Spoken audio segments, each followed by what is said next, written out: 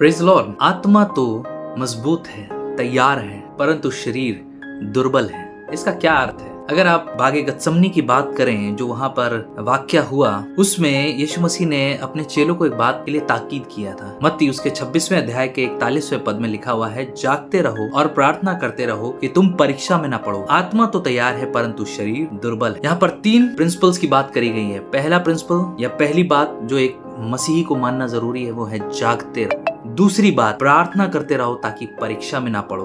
और तीसरी बात, आत्मा तैयार है परंतु शरीर दुर्बल। गार्ड्स एट नाइट जब चिल्लाते हैं, रात में जब आपके मोहल्ले में टहलते हैं तो कैसे सीटी बजाते हैं? पहले तो चिल्लाते थे जागते रहो जागते रहो, अब तो सीटी बजाते हैं, डंडा फटकारते हैं। तो ये उनका तरीका होता है लोगों को अलर्ट रखने का कि भैया हम तो जग रहे हैं लेकिन आप भी हमारे साथ जगे रहें। यीशु मसीह ने भी सेम वही पैटर्न अपनाया था, कह रहा था मैं तो जगा हूं, तुम भी जगे रहो। दूसरा कुरिन्थियों 4 और उसके 4 में लिखा है, Satan has become the god of this world। शैतान इस संसार का ईश्वर बन गया है, ईश्वर बन गया है। वो नहीं चाहता है कि हम उद्धार के रास्ते पर जाएं, लेकिन वो चाहता है हम उस एडिक्शन पे, उन गुनाहों में, वो जो गंदे काम हम करते आ रहे हैं अपने शुरुआत से, आरंभ से, वो करते रहें, परमेश्वर की ओर ना फिरें। प्रार्थना करना क्यों जरूरी है? ताकि हम परीक्षा में ना पड़े, क्योंकि प्रार्थना हमें बल देती है कि हम शैतान के जलते हुए तीरों को बुझा सकें, क्योंकि प्रार्थना के बाद ही परीक्षा शुरू होती है।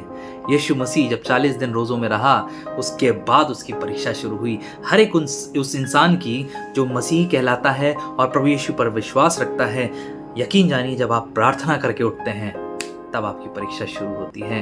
लेकिन प्रार्थना ही वो साधन है जिसके द्वारा आप परीक्षा से बच जाते हैं। ऐसा नहीं लिखा है बाइबल में कि आपके ऊपर परीक्षाएं नहीं आएंगी, लेकिन परमेश्वर उससे आपको रास्ता देगा निकलने का। हमारे शरीर की बहुत सी जरूरतें होती हैं, हमारी नीड्स होती हैं, हो सकता है जिसमें भूख हो, प्यास हो, और भी बहुत सी शारीरिक अभिलाषाएं होती हैं। इसीलिए शरीर दुर्बल कहा जाता है।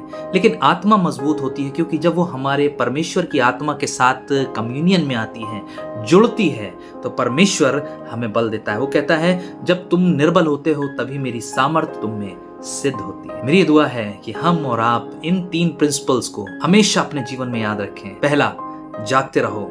दूसरा, प्रार्थना करते रहो। और ये याद रखो तीसरा, कि हमारा शरीर तो दुर्बल है लेकिन आत्मा हमारी परमेश्वर में मजबूत है। परमेश्वर आपको बड़ी आशीष दे।